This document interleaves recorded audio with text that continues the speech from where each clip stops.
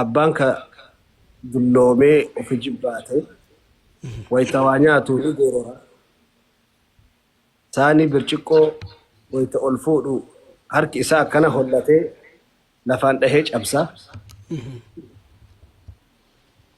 akkana laaltee jaartiin ilmaa takka anatu mana kana gasiidhiisa takka abbaa kee mana kana baase jette. Allahu akbar. Jaartin isaa ayye qormaata dhufee Miriam qormaata kana moon kufe mucaan Allahu akbar.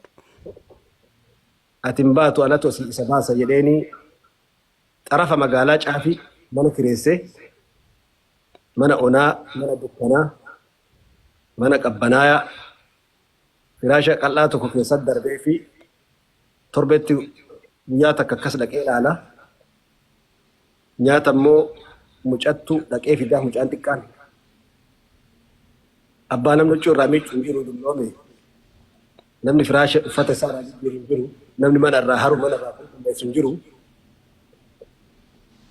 osuma akkas jiru sanuu bar saanii nyaata wayita waa erganiif saanii birciqqoon erginuu lafaan dha'ee cabsadanii saanii laastikii gabayaa keessaa bitanii isa godhaniif. Allahu akbar. Akira abbaan haga jiraatee duniyarraa deeme boodanni duniyarraa deeme meeshaa inni keessa ture eega awwaalanii geessan booda meeshaa inni keessa ture san fuuna jedhanii bakka mana kiraa ka qabaniif san achi dhaqan ijoollee fudhatee ilmi kun balbala bananii uyita jedham namni tiisisa keessa ciisaa ka xuraahe ka ajaahe kana namni abbaan keessaa deeme ka meeshaa walitti qaban mucaan saanii abbaan akaakayyuun isaa itti nyaataa ture san ilmi ilmaa kun jechuun kan nyaata fidaa ture saanii san fudhate. Dhiisi kana saanii shamaa maal goote jennaan. Saanii akaakayyuu isaa. Fudhatee bara.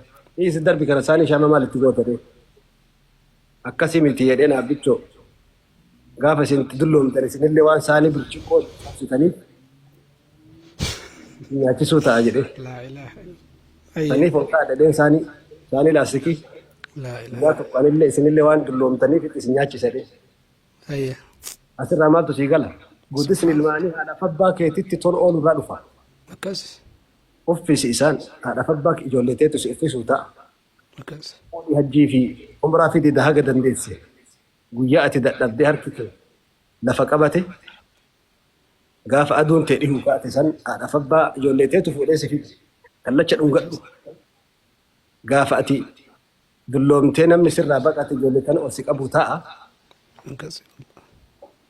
Kanaaf guddis ilmaanii bakka irraa eegalu akka namtichi jedhee abbaa harkisee gammoojjiin bahee ajjeesuuf hoytanni cuubee mormarra kaahee mucaakii ergana ajjeesuun hin oollu achina harkisii dhakaasan biran ibsine ajjeese jedhee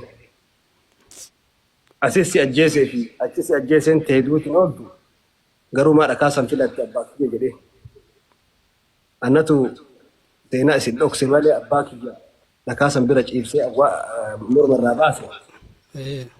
Illee guyyaa tokko mucaan kee dhufee morma sirraa baasuun oolu guyyaa qiyaamaa isin waluma qabanii achisii isin ajjeese. Asirraa wanni sii galu karaa gabaabatti wanni namni hubatuu qaba asirraa. Homaa fagoo miti. Hoggama 5, hoggama 10, hoggama 20 booda arguuf jirta waan haadhaaf abbaa kee goote. Jaarsa kana ittaanii miidhagdee jaarsadhaan ni bargaree. Jaarsi tokko galeedhaan jaartiin akkam jette jaartii wayyaa qabdu jedhaan bara haadha warqii saniin jaartii jedhaan. Abbaa leenca saniin jaarsadhaan. Garuu abbamatu akka maletti guddise ta'a tarii. Namni gariin immoo kama gaarii guddifamee guyyaa keessa akka inqilaaba ta'u jira gargar.